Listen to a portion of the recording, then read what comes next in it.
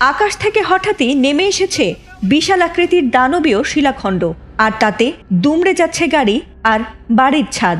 এতে দিশেহারা হয়ে চিৎকার করছেন প্রত্যক্ষদর্শীরা। এমন ভিডিও হঠাৎই ছড়িয়ে পড়ে সামাজিক মাধ্যমগুলোতে।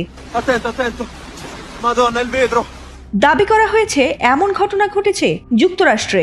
ভাইরাল হওয়া ভিডিওতে দেখা গেছে আকাশ থেকে বিশাল আকৃতির শিলাখণ্ড পড়ছে আর তাতে গাড়ি বা বাড়ির ছাদ ক্ষতিগ্রস্ত হচ্ছে। আর এমন ভিডিও সম্প্রতি বিভিন্ন চটকদার ও বিভ্রান্তিমূলক শিরোনামে এবং সেই শিলাবৃষ্টিতে অন্তত 20 কেজি ওজনের শিলাখণ্ড পড়েছে দাবিতে একটি ভিডিও বিভিন্ন সামাজিক মাধ্যম এমনকি কয়েকটি গণমাধ্যমেও প্রচার করা হয়েছে।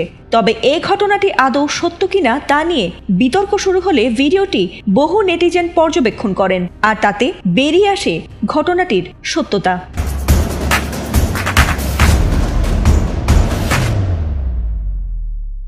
ভিডিওটিতে লক্ষ্য করলে এর বহু অসঙ্গতি নজরে আসে।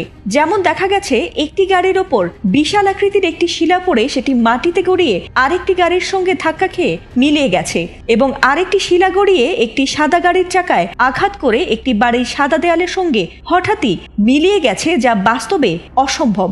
এমনকি ভিডিওটির বিষয়ে নিশ্চিত হতে এআই কন্টেন্ট শনাক্তকারী প্ল্যাটফর্মগুলোতে ভিডিওটি পরীক্ষা করে দেখা গেছে ভিডিওটি এআই দিয়ে তৈরি হওয়ার সম্ভাবনা প্রায় 100%। পরবর্তীতে লাভ ট্রেন্ডস এআই নামের একটি ইনস্টাগ্রাম অ্যাকাউন্টে আলোচিত ভিডিওটির মতো আরও দুটি সামঞ্জস্যপূর্ণ ভিডিও খুঁজে পাওয়া গেছে, যেগুলো যুক্ত করে ভাইরাল এই ভিডিওটি তৈরি করা হয়েছে।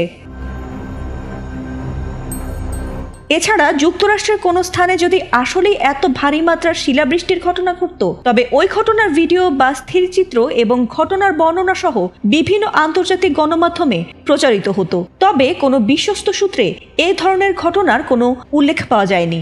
সুতরাং যুক্তরাষ্ট্রের শিলাবৃষ্টির দৃশ্যর দাবিতে কৃত্রিম বুদ্ধিমত্তা বা এআই দিয়ে তৈরি ভিডিওটি প্রচার করা হয়েছে, আর এটি সম্পূর্ণ মিথ্যা ভিডিও। এটাতে কোনো বাস্তবিকতা নেই। তবে 2023 সালের 22 জুন এমন ধরনের ভারী শিলাবৃষ্টি হতে দেখা গেছে যুক্তরাষ্ট্রের কলোরাডো অঙ্গরাজ্যে। সেখানকার ডেনভার শহরে এক কনসার্টের সময় হওয়া ওই দুর্যোগে শিলার আকার আয়তন প্রায় টেবিল টেনিস বলের সমান ছিল বলে জানা গেছে, আর সেই দুর্যোগের কবলে পড়ে আহত হয়েছিলেন শতাধিক বাসিন্দা। ফাতিমা সুলতানা, এটিএন বাংলা।